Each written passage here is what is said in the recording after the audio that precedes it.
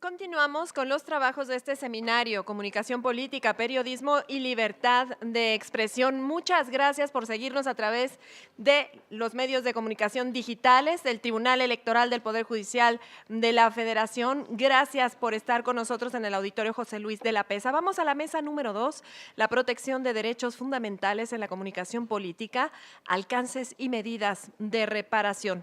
Nos acompaña y nos distingue con su presencia la magistrada presidenta de la Sala Regional Guadalajara del Tribunal Electoral del Poder Judicial de la Federación, Gabriela del Valle Pérez.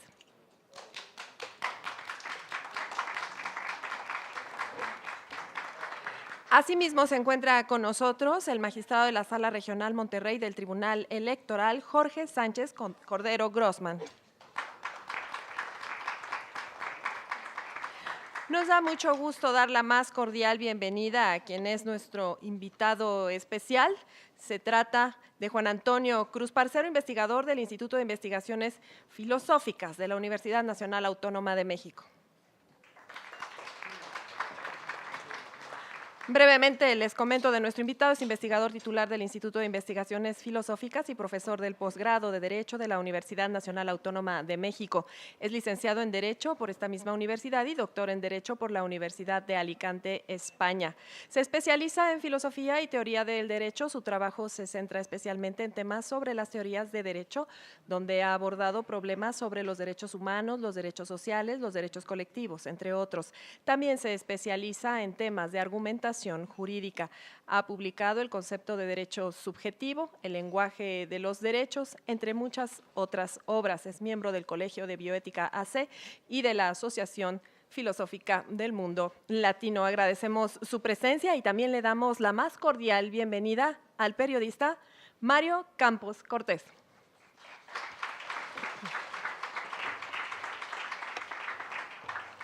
Es conferencista, periodista y politólogo, consultor experto en Lexia Insight Solutions, columnista de Político MX y El Economista, exdirector editorial de Más por Más, exdirector de información en Proyecto 40 y exdirector del Sistema Nacional de Noticieros del IMER, extitular de la primera emisión de Antena Radio en IMER, excolaborador en El Universal, Excelsior, Reporte 98.5 y las revistas Milenio, etcétera. Máster en Gestión de la Comunicación Política y Electoral por la Universidad Autónoma de Barcelona, politólogo por la Universidad Iberoamericana, diplomado en Análisis Político Estratégico por la Universidad Complutense de Madrid y la Universidad Iberoamericana.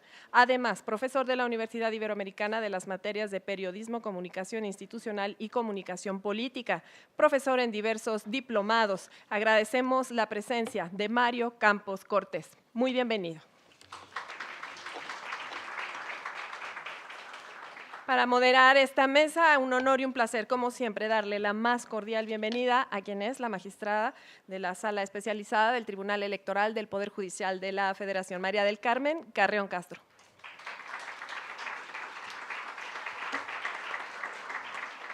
Sin más preámbulo, magistrada, tiene usted el uso de la voz.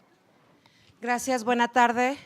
Pues bueno, ahorita que estábamos ya todos muy sentaditos, muy a gusto, y nos dimos cuenta que es la hora de la comida. Pero bueno, gracias por su asistencia, por su acompañamiento. Ya nos dejaron la mesa anterior un poco ya calentado el ambiente y estamos entrando en materia.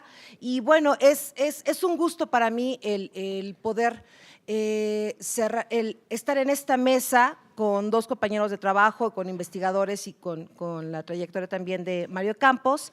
Y la mesa número 2, que es la protección de derechos fundamentales en la comunicación política electoral, alcances y medidas de reparación. Para iniciar la mesa, tiene 25 minutos la magistrada presidenta Gabriela del Valle Pérez, magistrada presidenta de la Sala Regional Guadalajara del Tribunal Electoral del Poder Judicial de la Federación. Magistrada, por favor. Muchas gracias, Carmen. Gracias a todas y a todos ustedes por estar aquí a estas horas. Como bien dice Carmen, ya el hambre empieza a apretar. Muchísimas gracias a Clicerio, a Gaby y a Carmen por esta invitación que me hicieron para participar en este foro. Y es un gusto para mí compartir esta mesa con Juan Antonio, con Jorge Sánchez Cordero y con Mario Campos y con Carmen moderándonos. Muchas gracias. El tema que aquí abordaremos es de una gran importancia para la competencia política, pues el respeto a los derechos fundamentales en la comunicación política electoral se verá traducido en elecciones más justas y equitativas. Las últimas 2 grandes reformas en materia electoral en nuestro país han traído consigo cambios sustanciales en el modelo de comunicación política nacional. Uno de sus objetivos era generar una contienda más equitativa entre los diversos candidatos y candidatas a cargos de elección popular. La reforma del año 2007 creó un modelo en el que se reguló el acceso de los contendientes a los medios de comunicación masiva, radio y televisión, de manera proporcional al tiempo que prohibió la contratación de tiempos en estos medios, con lo que sería el entonces Instituto Federal Electoral el encargado de su administración. Con esta reforma se consiguió equilibrar el acceso a los tiempos dedicados en los medios para los partidos políticos, pues su distribución se comenzó a repartir de manera proporcional a los distintos partidos políticos. Sin embargo, la desventaja que trajo es la cantidad de spots que luego tenemos en época de campaña y precampaña. La pasada reforma electoral aprobada en el año 2014 introdujo una nueva causal de nulidad de elecciones con motivo de compra de cobertura informativa en radio y televisión, y reafirmó la prohibición de la propaganda negativa. Además, con esta reforma se introdujo la obligación a los partidos políticos de postular sus candidaturas bajo el principio de paridad de género, que si bien pareciera no corresponder al modelo de comunicación política, durante esta presentación trataré de exponer por qué el respeto al derecho humano de igualdad entre mujeres y hombres es importante en el modelo de comunicación política en México. En apariencia, las reformas tanto de 2007 como de 2014 han generado mayor equidad en la contienda por un cargo público, pues la distribución de los tiempos en radio y televisión a los partidos políticos se hace de manera equitativa. Sin embargo, me gustaría hacerles un par de preguntas. ¿Esta distribución es también equitativa con las mujeres candidatas? ¿Las mujeres candidatas o electas reciben el mismo trato por parte de los medios de comunicación? A continuación trataré de responder las siguientes preguntas con algunos ejemplos y explicaré algunas formas en que los medios de comunicación muestran a las mujeres en política. Posteriormente presentaré algunas medidas de reparación al derecho de las mujeres en el modelo de comunicación política para finalmente exponer los retos y propuestas para que el modelo de comunicación política no sea solamente equitativo con los partidos políticos, sino que además esta equidad se dé para las mujeres candidatas, pues ellas tienen el mismo derecho a condiciones de competencia justas e iguales a las de los hombres. El primer ejemplo tiene que ver con los estereotipos que predominan en los medios de comunicación cuando se habla de las mujeres que ingresan a la política. Es común que al ver televisión, escuchar la radio, consultar la prensa escrita o medios digitales en Internet, encontremos estereotipos de género. Estos estereotipos, entendidos como aquellos que se consideran natural del hombre o la mujer, son mantenidos y fomentados por los medios de comunicación. Tratándose de la arena electoral, al informar sobre alguna candidata o funcionaria electa, muchas veces hacen referencia a su rol de esposa, su vestimenta, su peinado y muchos otros factores fuera de la plataforma e ideología política. Un ejemplo de ello surgió con la candidatura de Hillary Clinton, a quien se le cuestionó sobre el embarazo de su hija o sus trajes, llevando a la propia candidata a afirmar que si deseaba cambiar una historia de las portadas, lo único que debía hacer era cambiarse el corte de cabello. Otro lamentable ejemplo fue el sucedido el 28 de marzo pasado, en el que el diario británico Daily Mail publicó en su portada una fotografía en la que aparecen las primeras ministras de Reino Unido y Escocia vistiendo falda con el título "No importa el Brexit, quien ganó el Lexit", haciendo un juego de palabras como si se tratara de un concurso de piernas. Esta portada es una representación clara de una cobertura sexista por parte de algunos medios de comunicación. Incluso en una entrevista posterior, la primera ministra escocesa minimizó el hecho, aunque lamentó que la prensa no tome más en consideración cuestiones más importantes que las piernas de las ministras.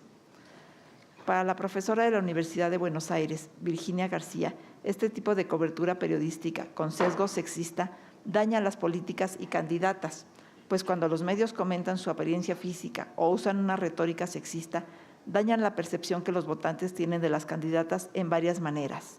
Son percibidas como menos agradables, empáticas, confiables, afectivas, calificadas, etc. A mi parecer, los medios de comunicación muchas veces juegan un rol misógino, discriminatorio y excluyente, no solo en la cobertura política, sino en la mayoría de sus contenidos. Una prueba de ello se refleja en una investigación realizada por la ONU, por ONU Mujeres, en la que participaron más de 100 países. de la que se desprendió que el 46% de las noticias, tanto en medios impresos como en la televisión, son historias que refuerzan los estereotipos, mientras que solamente en el 6% destacan temas sobre igualdad de género. En México, la situación es igualmente preocupante. En una investigación recientemente presentada por el Programa de Investigación Feminista de la UNAM, se analizó el contenido de 544 horas de programación. En ese corto periodo de tiempo, se detectaron 983 representaciones de tipos y modalidades de violencia en contra de la mujer. Los medios de comunicación deberían procurar ciertas acciones como la denominada norma al reverso, que consiste en no hacer a las mujeres preguntas que no se le harían a un hombre. Por ejemplo, si al hombre no se le cuestiona sobre su estado civil, tampoco deberían hacérselo al entrevistar a una mujer. Me gustaría destacar que este tipo de cobertura hacia las mujeres en política no solamente es desfavorable para su imagen de cara al electorado, sino que además, como lo señalan las investigadoras Juliana Restrepo Sanín y Monalena Krug, esto constituye una forma de violencia política contra la mujer, que para estas investigadoras se encuadra como una forma de violencia simbólica, entendida esta violencia simbólica como aquella que opera al nivel de las representaciones sociales, para reafirmar el lugar que ocupa un individuo en la jerarquía social. Estas formas de violencia se encuentran enclavadas en la cultura y son particularmente poderosas, puesto que se ven y se sienten correctas. Con esto se busca deslegitimarlas por medio del uso de estereotipos de género que niegan su competencia y visibilidad en la esfera política. Otro problema que se presenta para las mujeres que participan como candidatas en una campaña política es aquel relativo a la cobertura que le dan los espacios noticiosos a sus campañas políticas. Durante el proceso electoral federal 2014-2015, el monitoreo realizado por el Instituto Nacional Electoral a precampañas y campañas arrojó que de las 95.345 piezas de monitoreo en radio y televisión, se registraron 7.502 para candidatas, mientras que más del doble de la cobertura fueron para los candidatos hombres, con 16.581. Cabe recordar que para esta elección el 50% de las candidaturas ya era para las mujeres. Si a esta baja cobertura le sumamos el tratamiento estereotipado que se le da a la mujer, es evidente la situación de desventaja en la que compiten, pues los medios de comunicación masiva inciden de forma importante y directa en la opinión pública. Además de estas problemáticas, la mujer en política aún se enfrenta a resistencias dentro de las dirigencias de sus partidos, pues su postulación en muchas ocasiones representa más un acto de cumplimiento a la ley que un acto por convicción. Por otro lado, se ha revelado que el financiamiento público que reciben las mujeres candidatas para sus campañas es inferior al de los hombres, entre muchas otras problemáticas que impiden a la mujer alcanzar una verdadera igualdad. Entonces, respecto de las preguntas hechas al inicio de mi presentación, la respuesta para mí es clara. Los medios de comunicación no dan un trato igualitario ni brindan la misma cobertura a las mujeres. Para contrarrestar estas conductas discriminatorias, a continuación haré referencia a algunas medidas de reparación para que las condiciones de las mujeres en los medios sean iguales a las de los hombres.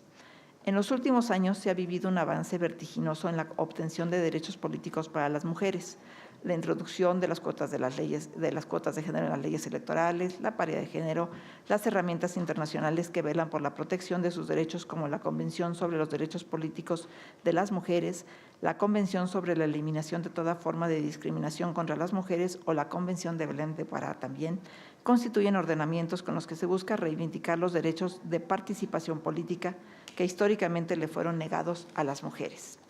En estos instrumentos se establece que la mujer podrá participar en la vida política en condiciones de igualdad y sin discriminación alguna.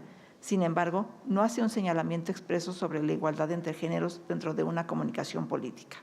Lo mismo pasa con la legislación electoral nacional, donde un porcentaje de los tiempos en radio y televisión se distribuye de forma igualitaria entre los partidos políticos, sin hacer referencia a la igualdad para las mujeres dentro de los espacios en los medios. En cuanto a la protección de los derechos de la mujer en los medios de comunicación, encontramos un instrumento internacional que es la Declaración y Plataforma de Acción de Beijing de 1995, que contiene un capítulo específico sobre las mujeres y los medios de difusión.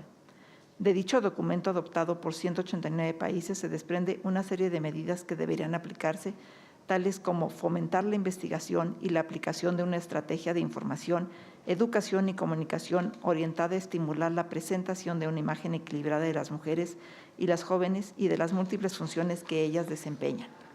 fomentar una capacitación que tenga en cuenta los aspectos relacionados con el género para los profesionales de los medios de difusión, incluidos los propietarios y los administradores, a fin de alentar la creación y la utilización de imágenes no estereotipadas, equilibradas y diferenciadas de la mujer en los medios de difusión.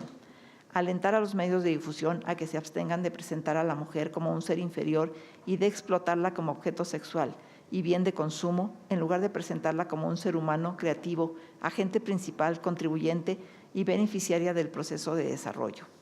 Fomentar la idea de que los estereotipos sexistas que se presentan en los medios de difusión son discriminatorios para la mujer, degradantes y ofensivos. Adoptar medidas efectivas que incluyan normas legislativas pertinentes contra la pornografía y la proyección de programas en los que se muestren escenas de violencia contra mujeres y niños en los medios de difusión. La Declaración y Plataforma de Acción de Beijing ha sido la hoja de ruta y el marco de política internacional más exhaustivo para la acción en favor de la igualdad de género y los derechos humanos de las mujeres y las niñas en todo el mundo. En los más de 20 años de adopción de este instrumento, se ha tenido avances en inclusión de las mujeres en la vida laboral, en el aumento de las mujeres en la educación. Sin embargo, en lo que respecta a los medios de comunicación, los estereotipos se han mantenido, por lo que habría de retomar esta herramienta y aplicarla para la comunicación no solo política, sino en el resto de los contenidos de los medios. Otras medidas de reparación han llegado por medio de las sentencias que emiten los tribunales. Un ejemplo de ello es la sentencia del Procedimiento Especial Sancionador 43 del año 2016 de la Sala Regional Especializada del Tribunal Electoral del Poder Judicial de la Federación. En ella, un partido político se inconformó por la difusión en radio y televisión de promocionales de otro partido en los que a su juicio se calumniaba a su candidata que buscaba la gobernatura de un estado. En los spots se presentaba una pregunta para saber si la ciudadanía conocía alguna obra pública realizada por la candidata. En todos los casos, la respuesta fue negativa. Mediante estos promocionales, más allá de poner a debate una crítica severa sobre el desempeño profesional de la candidata, se pretendía señalar que carecía del potencial necesario para gobernar como un mensaje simbólico por ser mujer. Al respecto, la Sala Regional Especializada, considerando el momento histórico de violencia hacia las mujeres en el país, determinó que el promocional reforzó creencias socialmente inculcadas en la ciudadanía, apoyado en expectativas colectivas respecto a que las mujeres no contribuyen o no son aptas para desempeñar cargos públicos, lo que constituye una forma de violencia simbólica. En consecuencia, la Sala sancionó al partido político que produjo los spots y además revaloró el papel de la mujer en la política, pues con ello se persuadió al resto de los actores políticos a que no cometieran conductas discriminatorias en contra de las mujeres. Otra sentencia en la que se realizó una reparación a la comunicación política fue la emitida por la Sala Superior en el Juicio para la Protección de los Derechos Político-Electorales 1619 de 2016, en la que la misma candidata a gobernadora del asunto que describí con anterioridad se quejó por una violación al principio de paridad de género por parte del organismo público electoral local en su campaña de promoción del voto. Dentro de este asunto, la Autoridad Administrativa Electoral del Estado reprodujo en varios anuncios espectaculares, pantallas LED y su portal de Internet propaganda para la participación electoral con la siguiente leyenda: 5 de junio es el día, elige a tu próximo gobernador. Como se desprende del mensaje de promoción del voto, el organismo electoral denunciado no utilizó lenguaje incluyente, lo que a consideración de la Sala Superior afectó la igualdad sustantiva entre candidatas y candidatos, reforzando los estereotipos que obstaculizan la materialización del principio de igualdad, toda vez que al ser una propaganda dirigida a elegir gobernador, se sesgaba para la eventual elección de un hombre. Eso era lo que se ponía en el imaginario de los votantes. Debido a ello, la Sala Superior ordenó al Instituto Electoral local a que retirara la propaganda, que atentara contra el principio de igualdad y a que reorientara su promoción utilizando el lenguaje incluyente, reivindicando con ello la posibilidad de participar en la campaña electoral bajo las mismas condiciones y oportunidades para mujeres y hombres. A estas medidas de reparación me gustaría sumar una serie de propuestas que modifiquen el modelo de comunicación política electoral, a fin de que permitan a las candidatas competir en igualdad de condiciones con los candidatos hombres, pues como ya lo señalé, los medios de comunicación, sobre todo radio y televisión, tienen el poder de influir de manera positiva o negativa en el electorado, y mientras no se les dé un trato y una cobertura igualitaria a las mujeres, éstas se seguirán viendo en desventaja cuando de competir por un cargo público se trate.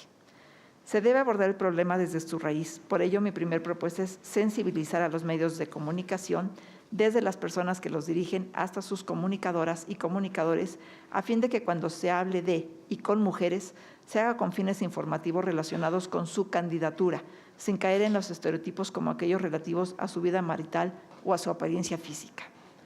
Otra medida sería la de introducir el lenguaje incluyente a los medios, pues se requiere fomentar la cultura del respeto, la no violencia y la inclusión de las mujeres.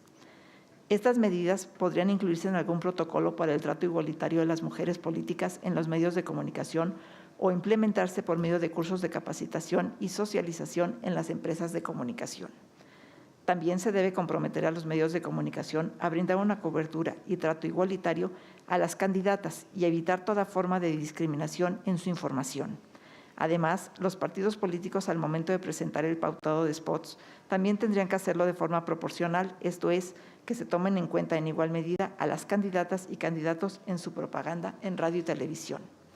Además, existen acciones ciudadanas como la denominada Nómbralo, Cámbialo, que nació con el fin de contar con una guía que contenía los términos sexistas que se utilizan en los medios de comunicación durante las campañas políticas.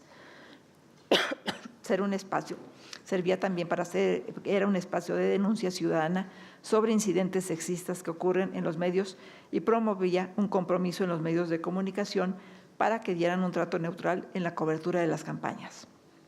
Con todo lo anterior, reitero que el principio de igualdad entre mujeres y hombres como un derecho fundamental va más allá de la introducción de la paridad en las candidaturas.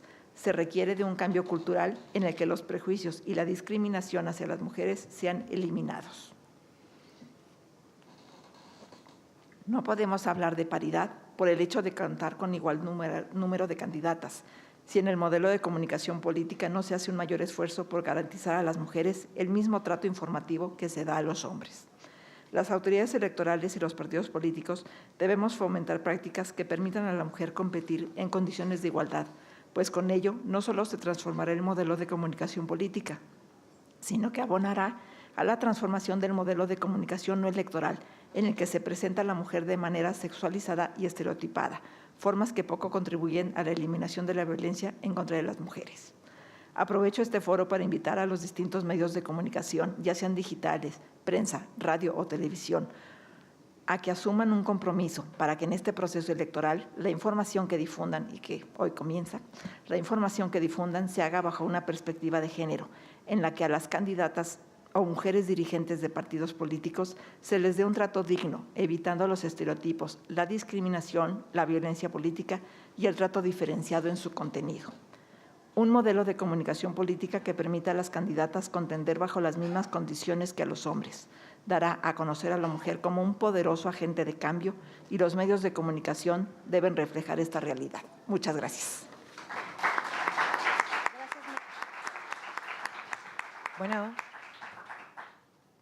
Bueno, ¿sí se escucha? Gracias. Gracias, magistrada, por hacernos las reflexiones por cuanto hace a las reformas que se dieron en 2007 y 2014 y lo lleva al campo de hablar de la equidad y distribución de los tiempos en igualdad de circunstancias al género femenino. Y haciendo hincapié a que ha sido a través de sentencias que tanto la sala especializada como la sala superior ha visibilizado que se ha utilizado un lenguaje no incluyente en donde se siguen reforzando los estereotipos por parte de los modelos de comunicación. Nos invita a aplicar y a conocer la norma en reverso, que una vez que se tenga a una aspirante o en su caso candidata, las personas que las vayan a entrevistar no le cuestionen algo que no le preguntarían a un varón. Normalmente siempre nos vamos por el que qué guapa está una mujer, qué bien te ves, y difícilmente a un varón le estamos haciendo la referencia de qué bonita corbata, qué guapo te ves el día de hoy, pero bueno, son cuestiones de estereotipo o de costumbre que hemos venido manejando, el siempre estarnos echando flores entre nosotras o que los varones para con nosotras.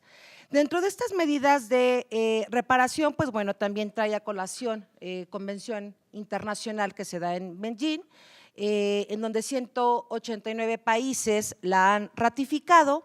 Y bueno, no podemos avanzar sin esta sensibilización que se dé a los medios de comunicación, así como a la sociedad en general. Damos por hecho que los ciudadanos ya estamos informados de qué es un lenguaje incluyente y no solamente en tema de género. Hemos venido también manejando en la sala especializada el que también son menores, jóvenes, la participación de personas con discapacidad y bueno, nos pone en la mesa el reflexionar por cuanto hace al modelo de comunicación política.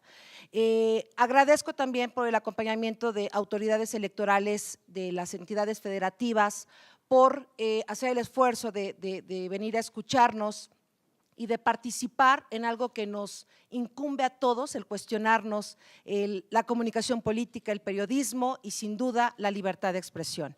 Gracias, magistrada.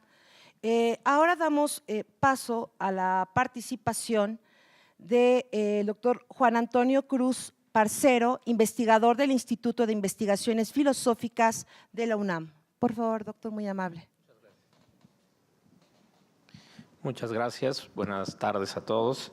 Pues quiero primero agradecer la invitación que me hace el Tribunal Electoral y la Sala Especializada. Lo que yo voy a hacer, a sugerencia de quienes me invitaron también, es un comentario a una decisión de la Sala Especializada. La decisión que elegí para comentar es un caso pues bueno, yo le llamo el ya estuvo bueno porque así se llama el spot que se revisó en ese caso. No sé si lo hayan conseguido que se proyecte al menos las imágenes del spot para que se pudiera tener presente. Salió un poco borrosas. Bueno, ahorita explicaré un poquito de qué se trata. Este caso se da en la campaña electoral de Chihuahua, donde compite para gobernador Javier Corral. Y en este spot, que ahí no se ve mucho, pero bueno, se lo pueden imaginar, es una caricatura donde el gobernador César Duarte aparece dibujado y aparece en una de las imágenes, aparece con unas bolsas de dinero y en otras aparece con una mujer brindando. Y en el spot, en una voz, digamos, que le llaman técnicamente voz en off, se va criticando un poco la situación de Chihuahua. Bueno, este es el spot que impugna el PRI y que impugna el Partido Verde. Y curiosamente se introduce, además del tema de las calumnias y un tema técnico sobre el tipo de pauta que se utilizó y que se estaba usando por el Partido Acción Nacional, se introduce el tema de las violaciones a derechos de las personas discapacitadas, ¿sí? Entonces, este es el interés un poco que a mí me surgió de este caso, que se visualiza justamente el derecho de las personas con discapacidad auditiva. Mi comentario se centrará en hacer una crítica metodológica a la forma como se decidió este caso. Me centraré en el tema que motivó la sanción que se impuso al Partido Acción Nacional por considerar que el spot vulneró los derechos de las personas discapacitadas. En pocas palabras, trataré de explicar que la forma en que se decidió que se vulneraron los derechos de las personas discapacitadas por no haber subtitulado el spot, pasó por alto que la cuestión jurídica consistía en un conflicto entre dos derechos. Por un lado, precisamente el derecho de las personas discapacitadas y por el otro, el derecho del partido político a manifestar una opinión política. El problema, como explicaré, es que la sala especializada ignoró la existencia del conflicto. Metodológicamente hablando, considero que procedía haber realizado una ponderación entre los dos derechos y lo que se hizo fue dar cuenta de los derechos que tienen las personas discapacitadas en general y en particular dar cuenta de los principios y reglas que rigen en materia electoral y que buscan la protección de ese grupo vulnerable. Este es un tipo de error que he observado en algunas decisiones, incluso de la misma Suprema Corte de Justicia de la Nación, y por ello aprovecho la oportunidad para señalarlo. Me llama además la atención doblemente este caso, justamente porque la sala especializada parece actuar metodológicamente hablando de manera inconsistente. Enseguida explico esta observación. Uno de los puntos que se resolvieron fue que la libertad de expresión, en este caso, bueno, la queja de la litis tenía que resolver si el promocional del PAN había incurrido en calumnia en contra del entonces gobernador César Duarte. Al analizar esta cuestión, se explicó el marco normativo que contempla el derecho de los partidos políticos a expresar sus ideas y hacer uso de los medios de comunicación, y se señaló que este derecho encuentra uno de sus límites en la ley que prohíbe expresiones calumniosas hacia las personas. La calumnia se entiende como una falsa imputación de hechos o delitos que pueden tener impacto en el proceso electoral. En esta parte de la sentencia se dice de manera expresa lo siguiente, y leo: la libertad de expresión se constituye así en una institución ligada de manera inescindible al pluralismo político, valor esencial del Estado democrático. Esta dimensión de la libertad de expresión cumple numerosas funciones, entre las que se encuentran mantener abiertos los canales para el disenso y el cambio político, configurarse como un contrapeso al ejercicio del poder, al contribuir a la formación de la opinión pública sobre asuntos políticos y a la consolidación de un electorado debidamente informado. A esto se le llama dimensión política de un derecho fundamental y ha sido un criterio reiterado de la Suprema Corte de Justicia. Pese a que la libertad de expresión tiene como límite expreso que no se utilice para calumniar a las personas, la sala especializada trajo a consideración el llamado doble estándar reconocido tanto por la Corte Interamericana de Derechos Humanos como por la misma Suprema Corte en diversas resoluciones. Este doble estándar consiste en que cuando la persona que alega haber sido calumniada sea un servidor público o un personaje público, como los candidatos en una elección o el gobernador, estos quedan sujetos a un margen mayor de crítica. El tribunal sostiene lo siguiente: en esa medida, dice, las personas con mayor proyección pública deben admitir una disminución en la protección a su vida privada, siempre y cuando la información difundida tenga alguna vinculación con las circunstancias que le da proyección pública y ellos la hayan voluntariamente difundido.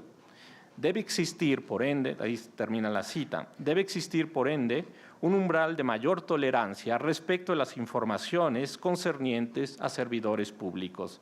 El debate sobre temas de interés público, se dice, debe ser desinhibido, robusto, abierto, pudiendo incluir ataques vehementes, cáusticos y desagradablemente mordaces sobre personajes públicos. Y señala, además, en lo atinente al debate político, el ejercicio de tales prerrogativas ensancha el margen de tolerancia frente a juicios valorativos, apreciaciones o aseveraciones vertidas en estas confrontaciones cuando se actualiza en el entorno de temas de interés público en una sociedad democrática. La sala especializada no advirtió que se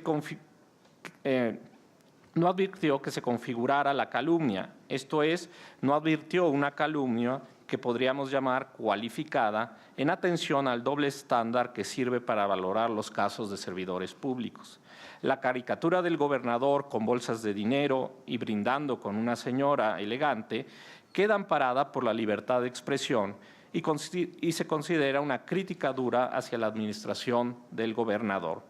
Pues bien, traigo a cuento esta manera de abordar la cuestión porque aquí se está haciendo, de algún modo, aunque no se mencione expresamente, una ponderación entre dos derechos, la libertad de expresión y la libertad de usar los medios de comunicación por parte de los partidos políticos, de un lado, y del otro el derecho a la honra y el derecho a no ser calumniado.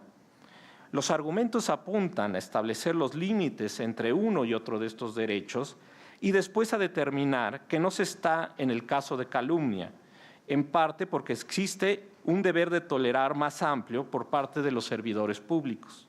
El argumento que inclina la balanza, por decirlo de algún modo, ¿sí?, es un juicio sobre el valor público o político de la libertad de expresión en una democracia y sobre el rol de esta en los procesos electorales.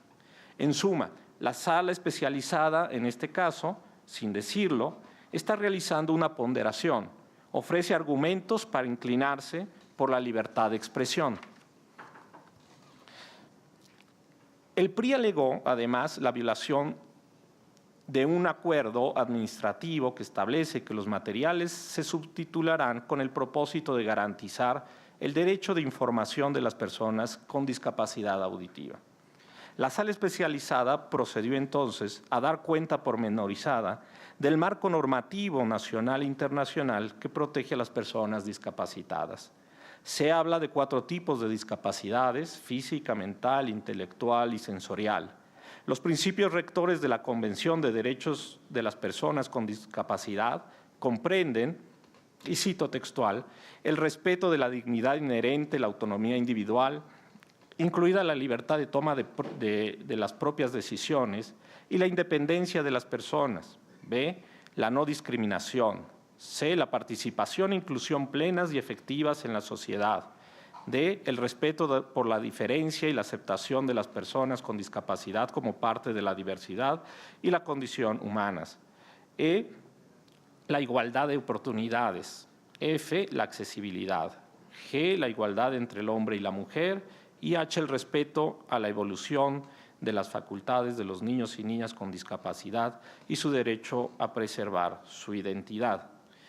Esta convención promueve y reconoce en particular los siguientes derechos: el derecho a la igualdad y la no discriminación, el derecho a la accesibilidad, y este es un derecho resaltado por la sala especializada, el derecho al acceso a la información, otro derecho resaltado por la sala especializada, y el derecho a la participación en la vida política y pública, también otro derecho especialmente importante en esta resolución. Y se precisa lo siguiente, cito textual, como subtema al derecho de accesibilidad previsto, la Convención prevé el derecho al acceso a la información de las personas con discapacidad, estableciendo que los Estados partes deben adoptar todas las medidas para que las personas con discapacidad puedan ejercer el derecho a la libertad de expresión y opinión, incluida la libertad de recabar, recibir y facilitar información e ideas en igualdad de condiciones con las demás y mediante cualquier forma de comunicación. Según el artículo 2 de la propia Convención, la comunicación incluirá los lenguajes de visualización de textos, el braille, la comunicación táctil, los macrotipos, los dispositivos multimedia de fácil acceso, así como el lenguaje escrito, los sistemas auditivos, el lenguaje sencillo, los medios de voz digitalizada y otros modos, medios y formatos auditivos o alternativos de comunicación, incluida la tecnología, la información y las comunicaciones de fácil acceso. Me están señalando que me faltan 3 minutos y ya se me está. Ya no me va a dar tiempo de terminar. Bueno, déjenme, hago un recorte a la ponencia.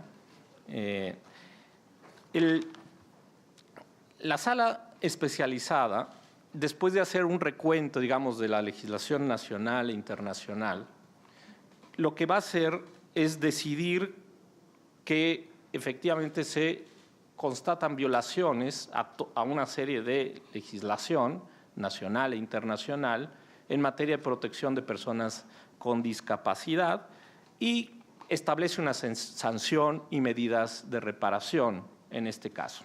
Incluso califica la digamos, el ilícito lo califica de grave, ¿sí? Es una conducta que debe calificarse como grave según la sala especializada. Paso al último punto, me salto algunas cuestiones. Mi crítica metodológica apunta a dos cosas, ¿sí? Por un lado, la sala ignora una cuestión importante sobre todo el material jurídico que cita tanto el nacional como el internacional. Todos los derechos que están consagrados en esta, casi todos los derechos que están consagrados en estas disposiciones legales, tienen una estructura de principios o de directrices políticas, incluso de políticas públicas, ¿sí? Es decir, no hay entre todo ese material jurídico reglas estrictas que se tengan que aplicar o que justifiquen una aplicación estricta de esas disposiciones. Es decir, todos son principios generales, abstractos, que obviamente le dan a los jueces, a los tribunales, una directiva para que razonen con esas disposiciones. La otra crítica consiste en que en este caso, a diferencia de lo que sucede en la primera parte de la decisión, donde se contrapone el derecho a la libertad de expresión con el derecho al honor, en el caso de la acusación de calumnia, en este caso la libertad de expresión y su valor desaparecen. Es decir, se mantiene exclusivamente la idea de que las personas con discapacidades auditivas tienen derechos, se enuncian todos esos derechos, pero la libertad de expresión desaparece de la evaluación de la sala especializada. Lo que yo sostengo, la crítica que sostengo metodológica, es que se debió, una vez que se dan cuenta de todos esos derechos, se debió haber hecho un ejercicio de ponderación. Sí, en el caso específico, ¿cuánto pesan los derechos de las personas con discapacidad frente a la libertad de expresión que tienen los partidos políticos y la libertad de información y de uso de medios de comunicación? A falta de esto, la decisión parece injustificada. Hay una serie de problemas, señalaré ya me pasé de los 3 minutos, si me da nomás un poquito más.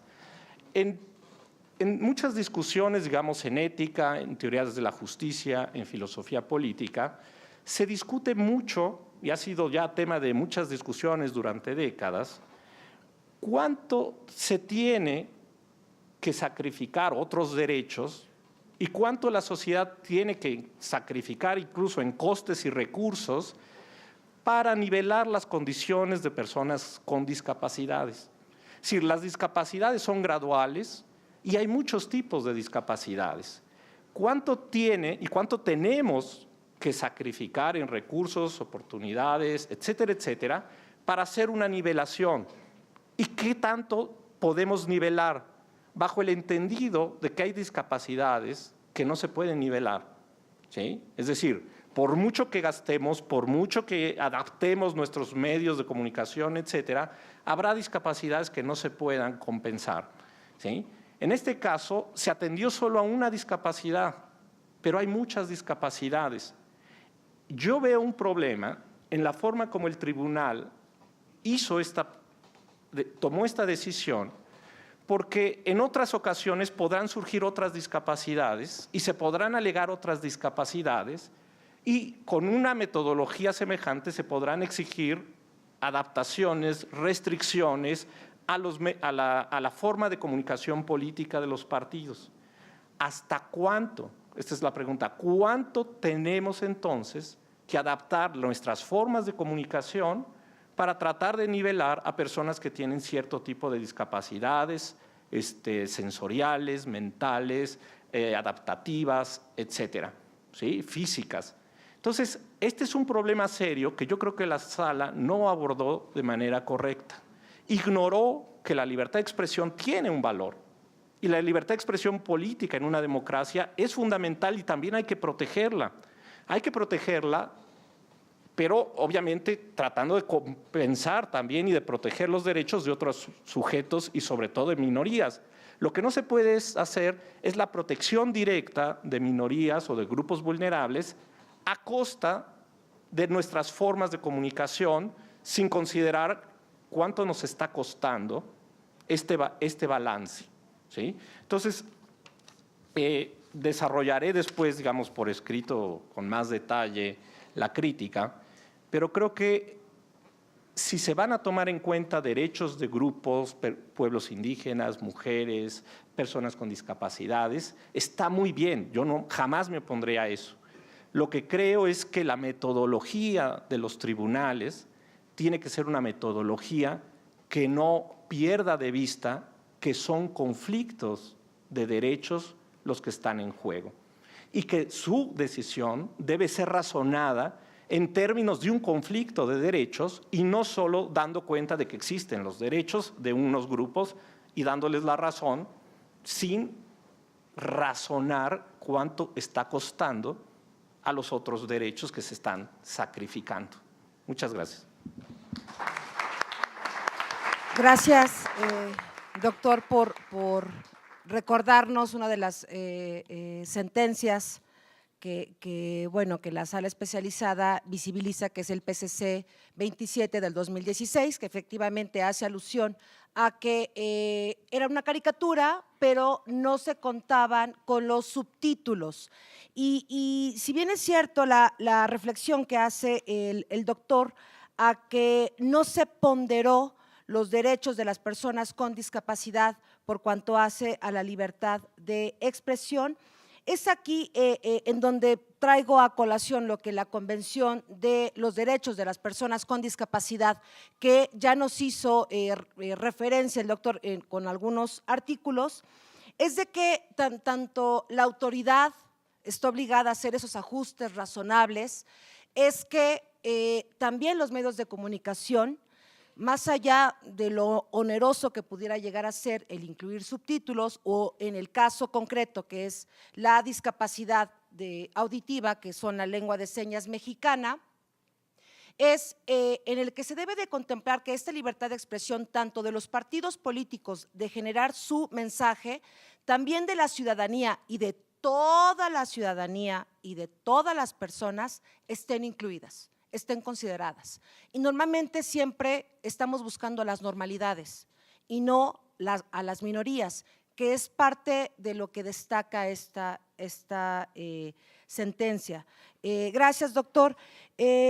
Ahora damos paso al magistrado Jorge Emilio Sánchez Cordero Grossman, quien integra la Sala Regional Monterrey del Tribunal Electoral del Poder Judicial de la Federación. Por favor, doctor. Gracias, qué amable magistrada. Primero que nada quiero agradecer la invitación a las y el integrante de la Sala Regional Especializada. No son solo excelentes abogadas y abogado, magistradas y magistrado, sino también entrañables amigas y entrañable amigo que está llegando en este momento y le aprecio. No es cierto, ya estaba aquí desde antes. Le agradezco desde luego a la Sala Superior el espacio que nos da para poder tener este tipo de debates y desde luego a los integrantes de la mesa pues por participar en este tipo de foros, ¿no? Hoy estamos en pleno arranque del proceso electoral del próximo año y ya estamos viendo acomodos del poder en muchos sentidos y en todos los frentes. No sé si coincidan conmigo, pero me da la impresión de que la forma, digamos, poco ortodoxa en la cual se dio el inicio del periodo legislativo, primero en el Senado y luego en San Lázaro, anticipan un año complicado en muchísimos sentidos. Y lo digo en términos generales como ciudadano, pero también sobre todo como juez electoral.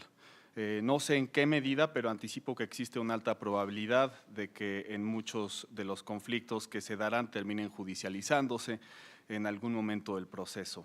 Esto plantea un reto para las instituciones electorales y no va a ser trivial cómo resolverlo con creatividad y eficacia. Pensando en el tema que nos ocupa en esta mesa, llegué a dos reflexiones que creo que son pertinentes en este debate y en la configuración del papel del tribunal. Finalmente, los tribunales electorales tienen impacto no solo en este proceso, sino que tienen la obligación de velar por los equilibrios democráticos en el largo plazo.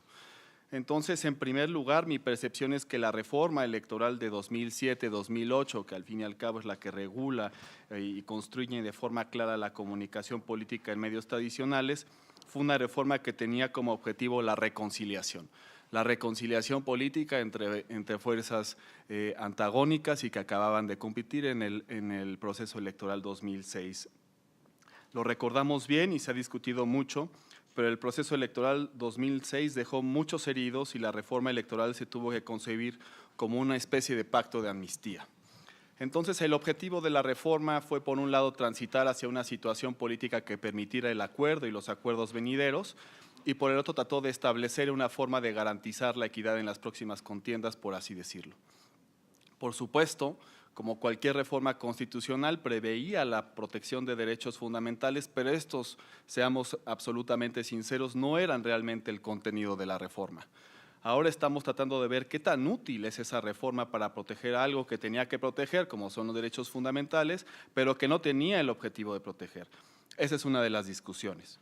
Lo señalo explícitamente porque estoy convencido de que eso agrega un grado de complejidad a la resolución de los asuntos que tienen que ver con comunicación política. En segundo lugar, no podemos obviar el crecimiento que han tenido las redes sociales como espacios de intercambio y confrontación, aunque no necesariamente de contrastación de ideas. Desde mi perspectiva, este crecimiento, si bien es deseable, ha generado una asimetría marcada entre dos arenas públicas. Por un lado, los medios tradicionales de comunicación que están regulados estrictamente. Algunos piensan o pensamos que están incluso sobreregulados. Y por otro lado, tenemos una arena absolutamente libre en las redes sociales que no tiene regulación, pero en donde además no hemos podido resolver si se puede siquiera regular. Y en caso de que se pudiera, ¿qué tan flexible tendría que ser esa regulación para mantenerse vigente? Yo creo que tristemente las dos arenas han simplificado tanto sus contenidos que en ambas se ha eliminado el debate democrático de profundidad. Y tengamos una crítica sincera al respecto. Si verdaderamente observamos la interacción entre los usuarios de las redes sociales, y es más, uno como ciudadano de a pie, y es más, como hay distintos magistrados que tenemos cuentas de Twitter, podemos constatar que el debate que se da muchas veces en torno a los programas políticos o a las campañas, es más, de los propios candidatos, se da en un nivel sumamente superficial. Y como decía, estaba haciendo la analogía a la magistrada en ese sentido de la vestimenta de las mujeres que se hacía, bueno, primero la magistrada presidenta de la sala Guadalajara, y después la moderadora nos hacía alusión a esta cuestión de que las mujeres sí se tenía un escrutinio respecto de su vestimenta y que los hombres no nos chuleábamos ni las corbatas. Yo como que veía la mía, esta me la regaló mi hermana, entonces le tengo un gran aprecio, por eso como que ya lo estaba yo tomando personal, pero no lo es. Para decirlo de manera coloquial, tenemos espacios listos para el pleito, pero cerrados para el contenido. En ninguno de los espacios el formato da para un debate y en medios tradicionales tenemos la restricción adicional sobre los contenidos. Retomando entonces el problema al que nos enfrenta esta convocatoria, lo cierto es que yo por lo menos no tengo una respuesta clara a cómo podemos reparar daños en el marco normativo que ya tenemos y en un escenario dual de discusión como el que tenemos entre los medios de comunicación tradicionales y las redes sociales. Porque al final ese es el objetivo del derecho, prevenir comportamientos dañinos y cuando de todos modos se dan, reparar al afectado. Yo el reto precisamente en esta simetría absoluta entre los dos espacios en donde se articula el debate público, lo veo que acentúa esta dificultad para poder reparar esos daños. Los medios tradicionales de comunicación con restricciones claras y estrictas, con rigideces en los tiempos de entrega, en fin, con toda una regulación que limita la capacidad de reacción de los competidores. Y por el otro, el espacio de libertad irrestricta que son las redes sociales. ¿Qué pasaba antes? Un contendiente cometía un error, tenía un desliz o se publicaba información en alguna nota e inmediatamente su oponente tenía forma de armar un spot y subirlo en horas. La batalla se daba en la pantalla de televisión o en la radio. De repente la ley de medios impide esta reacción. Los contenidos se descafeinan porque ya los partidos se tienen que casar con un spot por varios días y porque deben ser lo suficientemente genéricos para mantenerse al aire en contiendas que todos los días se dirimen en la calle o ahora en las redes. Entonces, los mensajes pensados para medios tradicionales se vuelven menos sustanciales para poderse transmitir independientemente del rumbo que vaya tomando la contienda en esos días. Y la verdad es que el objetivo de la reforma 2007-2008, es notable. ¿Qué buscaba? Un fair play que no solo garantizara la equidad en la contienda, sino también prevenir un mayor desprestigio de la clase política. La gente estaba harta del pleito callejero y la reforma se vio como una forma de prevenir un desgaste aún mayor. En estos últimos años, si vemos la evolución de la satisfacción con la democracia en encuestas, vemos que este desencanto no se previno. La gente desconfía de los partidos políticos. Esto lo demuestra el fortalecimiento de las figuras, por ejemplo, de las candidaturas independientes. Y lo que es grave es que ya no se confía en el sistema. Los ciudadanos no reclaman un cambio de personajes. Pareciera un cambio radical de sistema porque la democracia, para grandes sectores de la ciudadanía, no ha sabido resolver sus grandes demandas. México es el país en donde la satisfacción de la democracia más ha caído en América Latina. Somos el país más insatisfecho con la democracia. Esto se dice fácil, pero es realmente preocupante. Como yo soy un convencido de la democracia representativa, creo que esa es la batalla que damos en nuestras decisiones todos los días y por eso creo que tienen que ser decisiones que abonen a devolver prestigio a la democracia. Ahora, ¿en dónde y cómo damos esa batalla? Decíamos que la ley de medios restringió a los contendientes en un momento en el tiempo en que justo empezaban a emerger las redes sociales. La campaña más exitosa en ese contexto fue la campaña de Barack Obama en 2008. Todos ustedes la recuerdan, tuvo una campaña en redes sumamente exitosa, no solamente para difundir mensajes, sino también para poder captar financiamiento, que tienen un sistema de financiamiento de las candidaturas completamente distinto al que tenemos aquí en México. Y hoy en día yo no conozco a un solo político que no ponga empeño en su comunicación social en redes. De pronto pareciera ser el único espacio que importa, y yo no lo creo así. Yo creo que la democracia se hace en la calle, en las instituciones, pero entiendo que es un espacio que vuelve vulnerables y que los hace sentir muy efectivos cuando funcionan. Ha surgido toda una industria enfocada en hacer comunicación social en redes. Algunos han entendido que las redes sociales son espacios de encuentro más que de difusión. ¿Por qué la gente sigue política en redes? Pues porque existe la percepción de que en redes el político puede escuchar a cualquiera, aunque llegue sin cita. Entonces, esa es la primera gran diferencia entre redes sociales y medios tradicionales. El espacio donde se coloca al político respecto de la sociedad. Deja de predicar para volverse interlocutor. No está para difundir, sino para responder. La otra característica que resulta un problema de las redes sociales, sobre todo en lo que nos atañe hoy, es que las redes no solo publican información que surja de las cuentas de los candidatos, sino que las redes permiten la generación de contenidos desde prácticamente cada esquina del mundo. Entonces, lo cierto es que muchos políticos usan las redes para dar golpes a sus contendientes, a veces desde el anonimato, sin que este vínculo pueda demostrarse. ¿Y qué pasa? Que si prende fuego es irreparable, sea cierto o sea falso. Porque en redes un golpe siempre va a viralizar más que una disculpa. Depende de tantas cosas que es imposible anticiparlo. Y eso no me meto ni siquiera a la cuestión de la materia probatoria, en la cual recordemos que para poder acreditar la difusión en redes sociales de alguna propaganda, se hace a través de pruebas técnicas que son susceptibles de manipulación tanto por quien las emite hasta por quien las recibe. Eso pone en jaque, desde luego, a la sala especializada, porque ese es el material probatorio con el que cuentan para poder emitir una resolución. Entonces, supongamos que estamos frente a un caso en donde ni siquiera nos confrontamos al anonimato, ni al problema de fiscalización de pagarle a terceros para una estrategia de desprestigio del oponente. Que ese sería el tercer tema, el problema que es fiscalizar en redes, pero bueno, mantengamos ajeno a eso por lo pronto. ¿Cómo reparamos a alguien cuando su contendiente viralizó una calumnia? Supongamos que hoy sale un video, una foto de un contendiente Se le excusa de algo escandaloso y el mensaje toma un vuelo en redes sociales. A las pocas horas ya lo vieron miles de personas, muchas probablemente en el distrito relevante. El acusado es inocente. ¿Y a quién recurre? Porque lo cierto es que no acude al tribunal. Ahí están los datos. En total se han presentado ante la sala especializada aproximadamente 2.036 denuncias, de las cuales solo 98 citaban el uso de redes sociales como una herramienta de propaganda. Esto es el 4.8%. De esas, solo 13 llevaron amonestación, es decir, solo el 13% se sancionaron, pero solo uno tuvo como resultado la protección de un derecho fundamental, porque el resultado fue la protección del interés superior del niño. Los datos lo dicen claramente. ¿Para qué sirve la reforma en materia de medios de comunicación?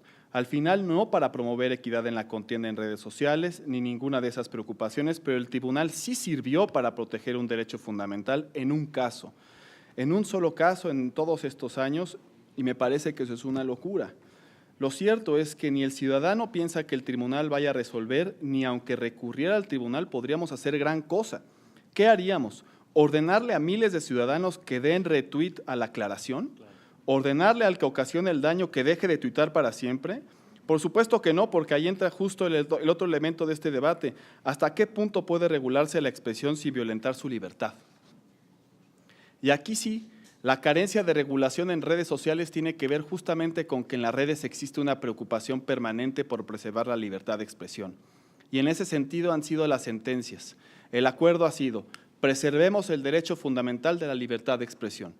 ¿Qué riesgos existen? Los vimos claramente en las elecciones del año pasado en Estados Unidos. La ola de noticias falsas y su impacto en la contienda, la capacidad de estas noticias y de su viralización segmentada para incidir en el proceso electoral y el resultado al que esto llevó. Terrible. Bueno, yo creo que todos coincidimos con eso.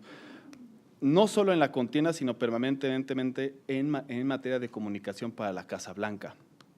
Si se fijan, de hecho, la manera en que se comunica políticamente la campaña de Trump, de cierta manera, ciñe la manera en que Trump como presidente interactúa con su electorado.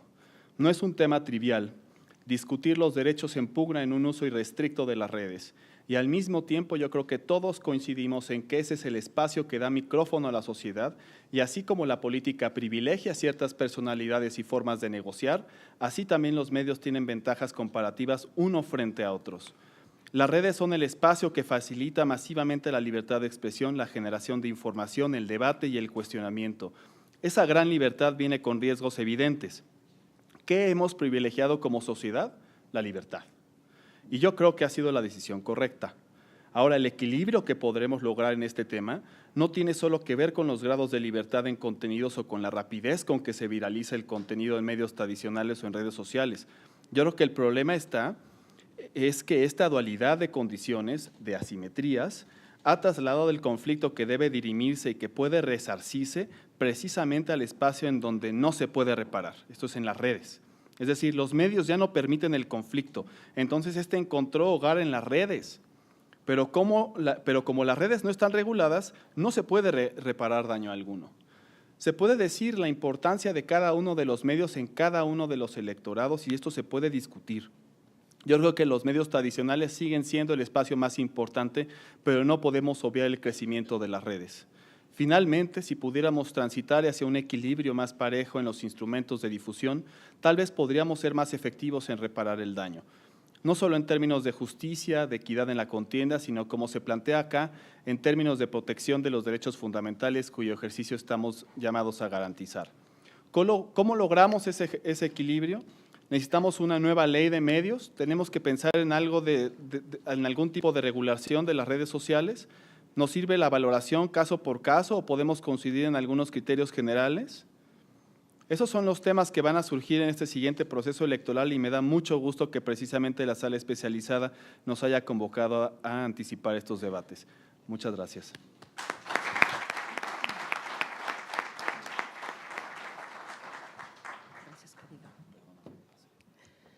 Gracias, magistrado. Siempre poniendo temas en la mesa que nos cuestionan y nos llevan a reflexiones. Sin duda, sí nos cuestionaríamos si utilizamos también las redes sociales para dar cumplimiento a una sentencia, de verdad sí es de cuestionarnos. Y bueno, por el tema de los riesgos que tienen las mismas, con la rapidez que se utilizan las redes sociales y lo peor, que puedan ser mal utilizadas para denostar, denigrar y peor aún, mal informar a la ciudadanía. Yo creo que también aquí nos cuestionamos y generamos como un área de oportunidad para informar a la ciudadanía. Realmente, ¿para qué están hechas las redes sociales? Que les demos el uso para lo cual fueron creadas. Tan es así que Facebook ya está poniendo atención a aquellas que están haciendo un mal uso por cuanto hace a compra-venta de artículos y ya está cancelando aproximadamente 1 millón de cuentas.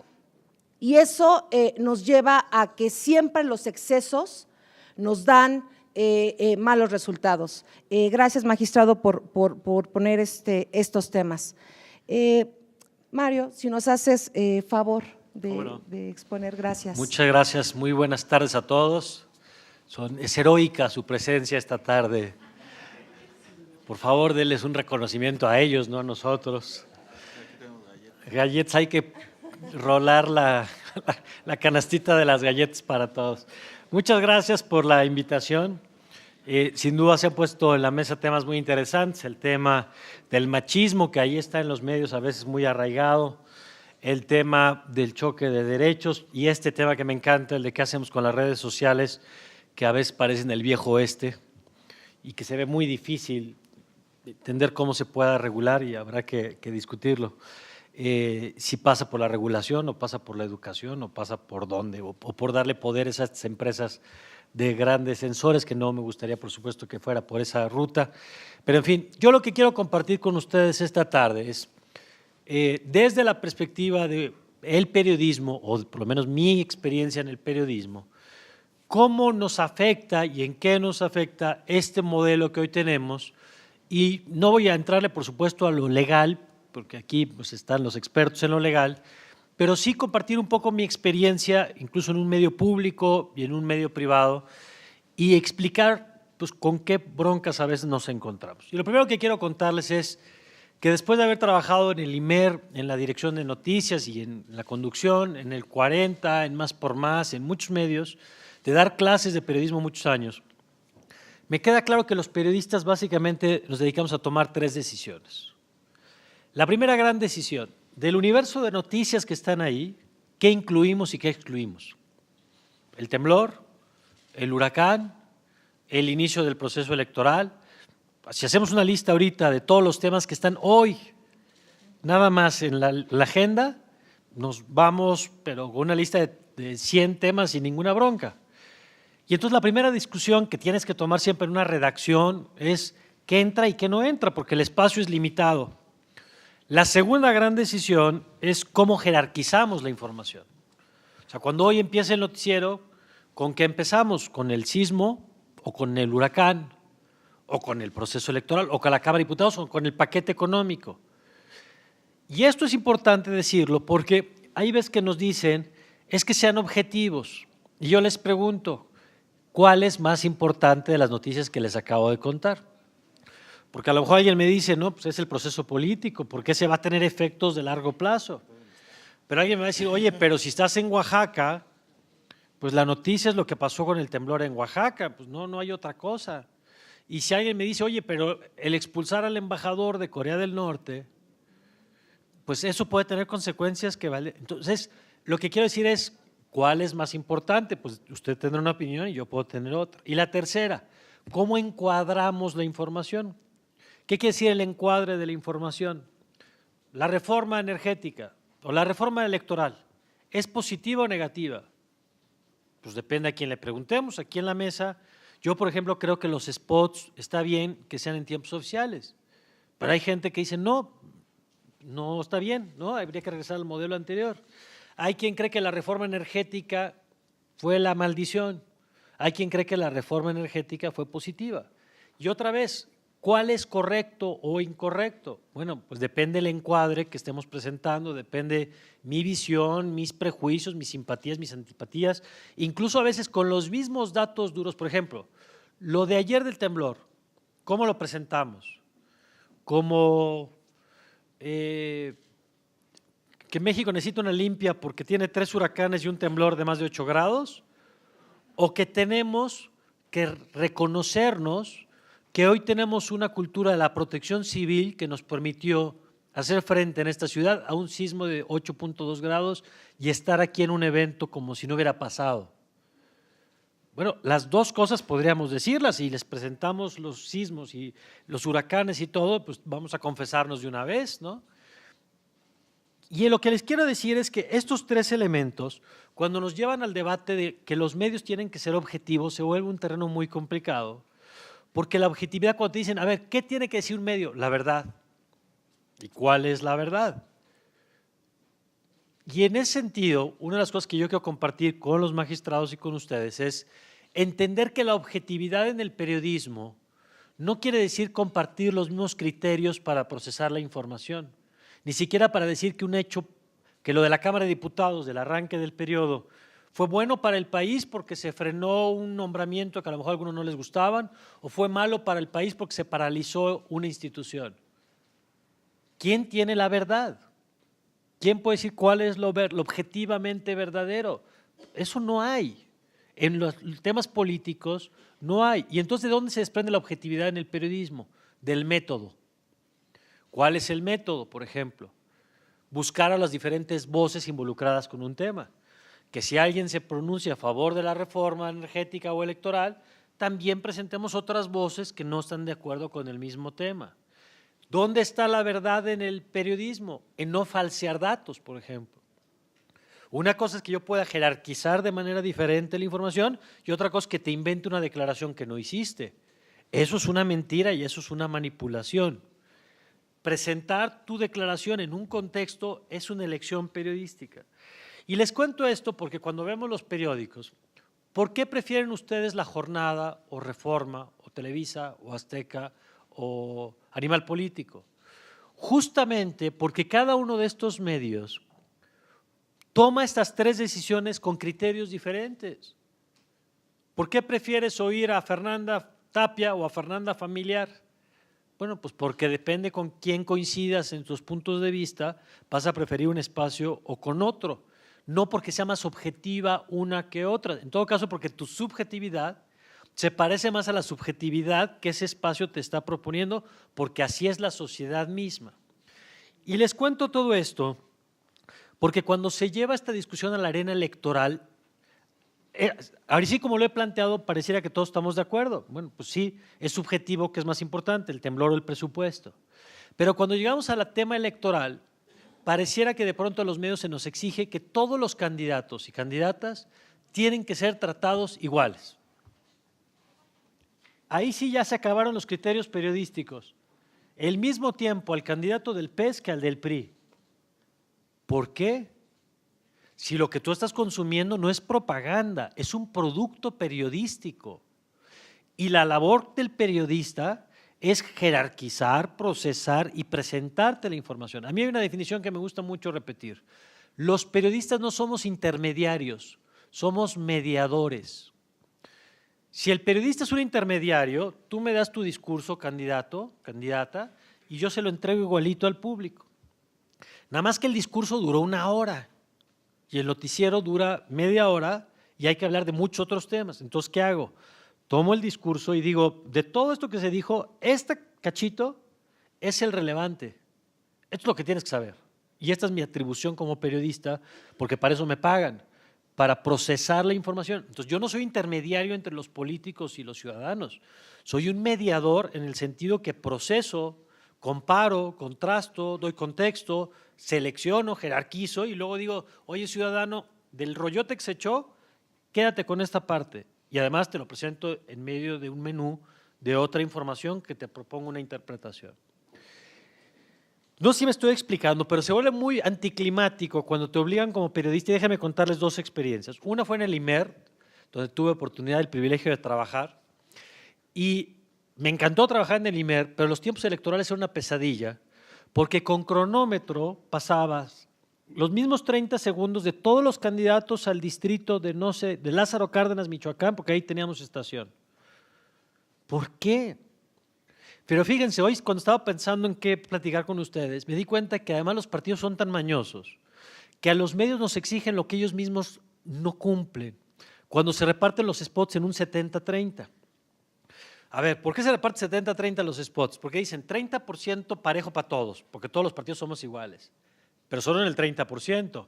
El 70% restante nos lo repartimos en función de la última votación, porque reconocemos que no tiene el mismo peso un partido grandote que un partido chiquito. Ah, pero cuando ustedes hablan en los medios, a todos nos los tratan igual. ¿Y por qué, por ejemplo? ¿A quién le pueden reprochar que llevamos hablando de Morena un mes en la Ciudad de México y no del PES o de Nueva Alianza en la Ciudad de México? Porque la nota es Morena. Porque tú no has platicado con tus amigos en el último mes de ¿a quién postulará Nueva Alianza? Con todo respeto, a tope, muchachos. ¿Por qué? Pues porque Morena tiene muchas probabilidades de ganar la ciudad. Va a ganar quién sabe, pero es noticia. Ay, ¿por qué solo hablan de Morena? Porque hay pleito. Porque los medios cubrimos lo noticioso. Es como cuando te dicen, es que los medios solo hablan lo malo. Pues sí, porque ya quiero ver quién de ustedes leería un periódico que dijera, ayer 60,000 sacerdotes no abusaron de ningún niño. Hombre, pues qué bueno, pero la nota es que un sacerdote abusó, porque la nota es lo inusual, no la normalidad. La normalidad no tendría por qué ser noticia. Lo normal es el temblor, no un titular que diga, ayer no tembló. Hombre, esperemos que un día, que no lleguemos a ese punto, donde un día se hacía la nota y que el temblor siga siendo lo excepcional. Entonces, creo que lo que les quiero plantear es, en este momento el reto que tenemos en los medios es cómo conciliar el tema de la cobertura equitativa, donde los medios no hagamos invisibles a los candidatos o candidatas, que me parece muy bien. Por ejemplo, esto puede afectar mucho a los independientes. Yo entiendo la necesidad de que los ciudadanos tengan oportunidad de escuchar las diferentes propuestas para tomar una decisión. Eso lo entiendo. También entiendo que hay un recelo hacia los medios de comunicación, muchas veces fundado, de que se puede cargar para un lado y no para otro. Pero yo quiero proponer aquí varias cosas. Primero, para ser breve y que podamos tener un espacio, si a la magistrada le parece, de atender algunas preguntas antes de correr todos a comer. Lo primero, creo que donde se tiene que nivelar más la cancha es en la propaganda y no en la cobertura periodística, porque me parece que confundimos canales ahí. Entiendo que los medios atendamos a todos, pero si tú vas a hacer una entrevista, por ejemplo, uno de los problemas que hoy tenemos es, entrevistas a un candidato o a un presidente de un partido y tienes formados en la puerta a todos los otros partidos que quieren su espacio igual. Bueno, si los medios hiciéramos eso todo el tiempo, la gente se iría, como bien decía el magistrado, además a las redes sociales, a ver lo que le interesa y no la lista de todos como si fueran la misma cosa, cuando el ciudadano pues tiene opciones para informarse. Entonces, primero, discutamos cómo en la propaganda, en la publicidad política, emparejamos más la cancha y a lo mejor ajustamos el 70-30, que a mí me parece que es un poco gandalla, por decirlo menos. Segundo, exijamos buen periodismo. Está bien. Si tú ves que un medio está manipulando, pues a tundirle. Y ahí están las figuras de los defensores de audiencia, de la industria o de los medios, y ahí está el balconeo público. Hoy los medios estamos sujetos a un escrutinio como nunca antes por las redes sociales y qué bueno. Hoy a un medio le dicen, ¿por qué no hablaste de la estafa maestra? ¿Por qué no hablaste de lo que tú quieras? Qué bueno. Hay que exigir buen periodismo y de paso, ahí va el comercial para Animal Político, del que soy muy fan. Hay que financiar el buen periodismo. ¿Les gusta el buen periodismo? Métanle dinero para que no dependa de quién sabe quién lo esté financiando. O sea, no nada más queremos buen periodismo, hagamos buena ciudadanía también en ese tema. 3, usemos los instrumentos de defensa de la audiencia. Ahí están en los medios, ahí están en la CIRT, ahí está. No tenemos una cultura todavía de esto, pero hay que fortalecerla. Y por último, yo diría, está bien, vigilemos a los medios, exijamos que no haya mentiras, que no haya manipulación, que haya libertad editorial. Yo creo que sí, yo peleo el derecho de un periodista a entrevistar a quien considera periodísticamente relevante. entramos en un terreno muy complicado, porque dice, oye, llevas 10 días entrevistando al del mismo partido. ¿Cómo demuestras que es por interés periodístico o porque de pronto su corazoncito o otra parte? La cartera, por supuesto. No, sí. Sí, es complejo, entiendo. Como dice, oye, ¿por qué siempre empiezas el noticiero con el mismo partido? Pero también incluso la audiencia tiene derecho a decir, bueno, si este señor siempre empieza con Morena, con el PRI o con el PAN y siempre tunde a, pues me voy a otra opción si me parece que esta no es la correcta. Y eso me lleva al último punto. Apostemos por dos cosas. La confianza en la madurez del ciudadano en México. De pronto me parece que hay una idea de tutelar, me encanta además, es que a la gente la manipulan. ¿A ti? No, a mí no. A la gente. A la gente. Al pueblo, ¿no? Pero tú no eres el pueblo. No. O sea, sí, pero a mí no me manipulan. Bueno. Entonces, apostemos por la madurez de la gente, que además hay suficiente evidencia de que también la gente se forma su opinión y está clarísima además para quienes son mediofóbicos que los medios cada vez tienen menos poder, en incidir en la agenda pública. Hay mucha evidencia de eso. Siguen siendo importantes, qué bueno, porque pues, algunos comemos de ahí y nos gusta mucho trabajar en los medios, pero también es cierto que los medios no son hoy lo que hace 5, 10 o 20 años, porque el ecosistema de información, la forma en la que nos informamos, la forma en que compartimos las noticias es diferente hoy a como era hace 5 años. Y por último, habría que apostar también a esto que se llama la alfabetización mediática, que no es otra cosa que fortalecer nuestra capacidad crítica de consumo de información. Yo siempre he dicho, a ver, ¿a ti quién te enseñó a leer el periódico? ¿Quién se sentó un día para enseñarles a leer un periódico? Nadie, porque suponemos que si sabemos leer, podemos leer el periódico. Pues no, porque tú tendrías que fijarte por qué esa fotografía y no otra, por qué esa cabeza de la nota y no otra, de qué tema estamos hablando y quién decidió que ese era el tema para hablar ahora, de qué tema dejaste de hablar por estar hablando de ese tema. Pero ese es un proceso de formación crítica de ciudadanía que hay que empujar también desde las instituciones. Yo empezaría por la propia SEP, pero también desde el INE y desde otros actores, no en un tono de censura, sino en un tono de fortalecimiento de los ciudadanos. Yo creo que esa puede ser una ruta más sólida, en lugar de estar viendo cómo controlamos más lo que se dice. Mejor controlemos, mejor formemos mejor quién escucha y qué compartimos. Tienen más lejos, ahí anda circulando que va a haber un temblor o ya no sé qué hora por WhatsApp y todavía hay quien lo reenvía. Hombre, salvo que sea Madame Sassou quien te lo mande y que seas fan, pues sí, pero bueno, vamos viendo cómo nos educamos mejor sobre lo que consumimos y compartimos, en lugar de estar viendo cómo censuramos mejor a las fuentes. Muchas gracias.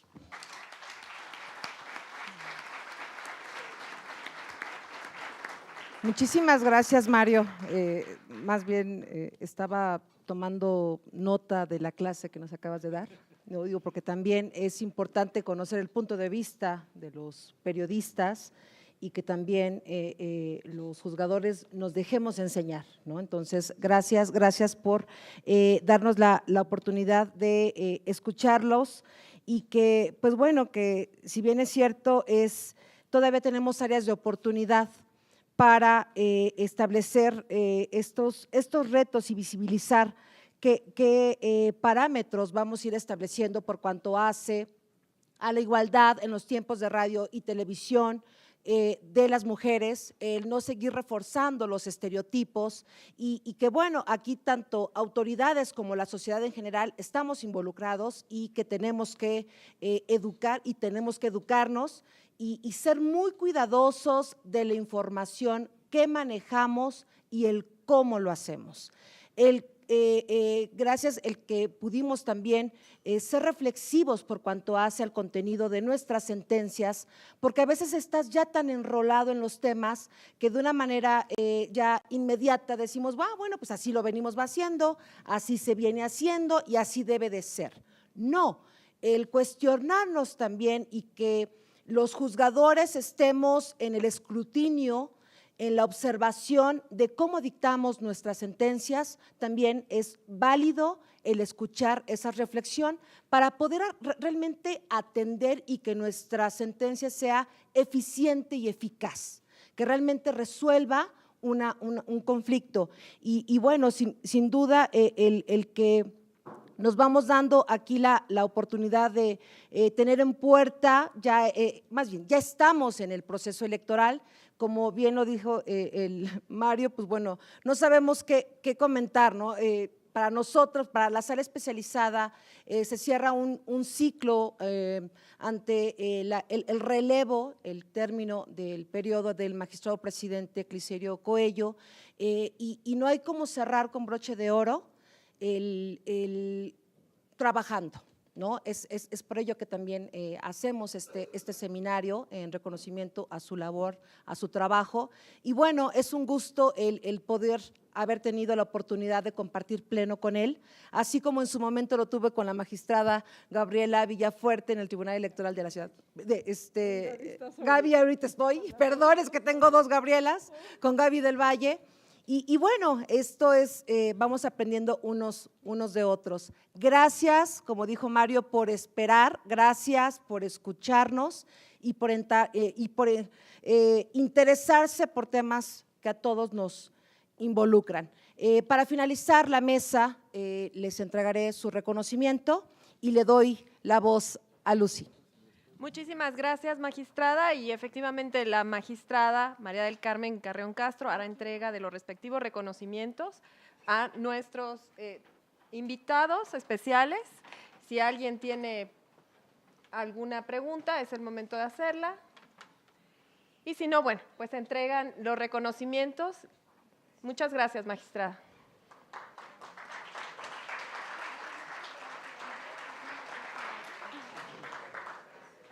Asimismo, posterior a esta entrega de reconocimientos, se tomará la fotografía oficial de esta mesa. A todas y todos los que nos acompañan, la constancia de este seminario se entregará al final de la última mesa, que tendrá verificativo. Posterior a esta, después de un breve lapso para comer. Muchísimas gracias. Despedimos la transmisión a través de los medios de comunicación digitales del Tribunal Electoral del Poder Judicial de la Federación. Sigan con nosotros más adelante.